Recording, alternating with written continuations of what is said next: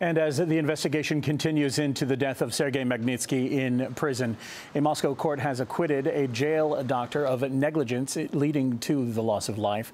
Earlier, Russia's Presidential Council on Human Rights concluded Magnitsky had been severely beaten and denied medical treatment while he was held in prison. But the judge said she found no evidence that the doctor's actions caused the lawyer's death. Magnitsky's family promised to appeal the ruling. For more on this and analysis on how these moves could affect the relations between the two countries, we are joined live by Stephen F. Cohen, professor of Russian Studies and History at New York University and Princeton University. Mr. Cohen, thank you very much for being with us. My pleasure.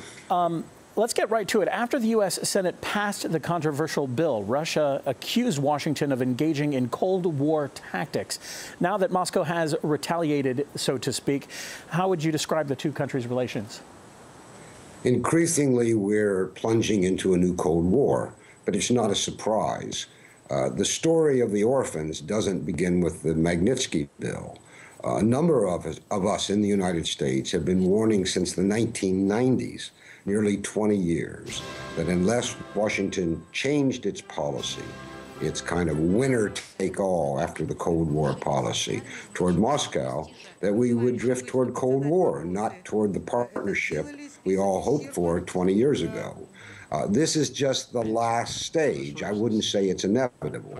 But even though the tragedy of those orphans already adopted, in effect, who will not be able to join their families in America, is foremost in our minds, and especially on Christmas Eve and the eve of the New Year, a real, honest, analytical approach by an American patriot, as I am, is that Washington bears a large part of the responsibility because of the policies it's pursued toward Moscow. And what we saw in the Russian Duma and in the Russian higher house, the Federal Assembly, when virtually every deputy, almost every deputy, voted in favor of the ban on American adoption, which was just signed by Putin, is an outburst of pent-up anti-American feeling in Moscow, which has been caused not only, but in large measure, by American policy.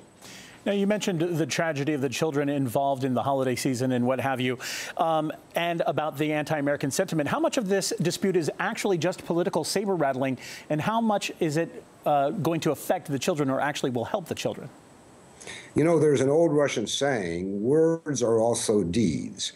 A lot of people in Moscow and in Washington, when they passed the Magnitsky Act and now the ban on adoption in Moscow, may have thought they were just talking, showing off, playing grandstanding politically, as we say in America. But these words have consequences. They abet, they fuel this new Cold War atmosphere, which is enveloping the relationship between our two countries. It's going to affect American relations with Russia regarding Afghanistan, regarding missile defense, regarding Syria, regarding Iran. These are very serious matters. And the angrier people get and the more resentment people have on both sides, the worse the situation. For example, anti-Putin feeling in America is irrational, completely irrational. There's been a kind of demonization of Putin in America. Some of us have tried to counter it by beginning a rational discourse about Putin as a leader. We're not pro-Putin. We just see him as a national leader who needs to be understood. But these events, Magnitsky and then the Orphan Act, are going to make it impossible to have a discourse in America about Putin's leadership in a way that would lead to any cooperation between Obama and Putin. So this is very, very, very serious. Serious indeed. We've seen this conversation kind of stalled between the U.S. and Russia. We've now seen them actually exchanging tit-for-tat actions. What possible further moves can we expect? Well, there was some surprise in America, and surprise because our legislature, our parliament, Congress, perhaps like yours, does not think about the consequences of what it does. Many people thought that the Russian reaction to the Magnitsky bill would be for Moscow to start selling its dollars, for example, and try to harm the American economy. Or perhaps Moscow would reduce its cooperation with the United States in supplying NATO troops fighting in Afghanistan. So many people were surprised that the orphan issue became the retaliation. But there are two issues here that are interesting. In the beginning, President Putin did not seem to favor the ban on American adoptions. But he signed the bill after it turned out that almost every member of his parliament favored it.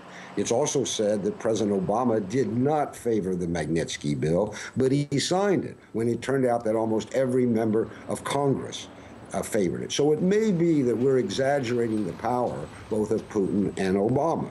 That's extremely important. Now, much was made of this famous reset button that was pressed in 2009, but how much has actually really changed in ties between Washington and Moscow?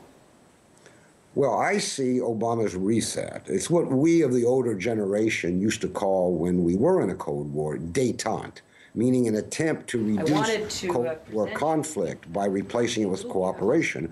I think it was a lost opportunity. When Obama and then President Medvedev entered into the reset, Moscow wanted certain things from Washington. Washington wanted certain things from Moscow. Without going into the detail, Washington got everything from Moscow it wanted, and Moscow got nothing. So the reset has been dead for several months, maybe a year. Now, during the U.S. presidential election, we heard Barack Obama being accused by his Republican counterparts of being soft on Russia. Could this latest decision mean he's possibly changing his stance? Well, the Republicans said that because they were prepared to say anything negative they could think about Obama in order to defeat him. But the reality is Obama has continued the policy toward Moscow, begun by President Clinton, a Democrat, and continued by President Bush, a Republican. That policy is advancing NATO toward Russia's borders, building missile defense on Russia's borders, interfering in Russia's internal politics, most recently the street demonstrations. This is the same policy that began 20 years ago with the Soviet Union. The fundamental American policy toward Russia has not changed.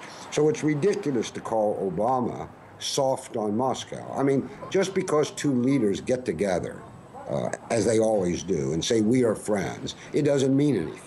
The reality is that the partnership we need between Washington and Moscow to make the world safer for all of us has not existed since the Soviet Union ended. And we may be farther from it today as a result partially of this Orphan Act than we have been in 20 years. All right. Certainly appreciate your thoughts on the subject. Stephen F. Cohen, professor of Russian Studies and History at New York University and Princeton University. Thank you for being with us.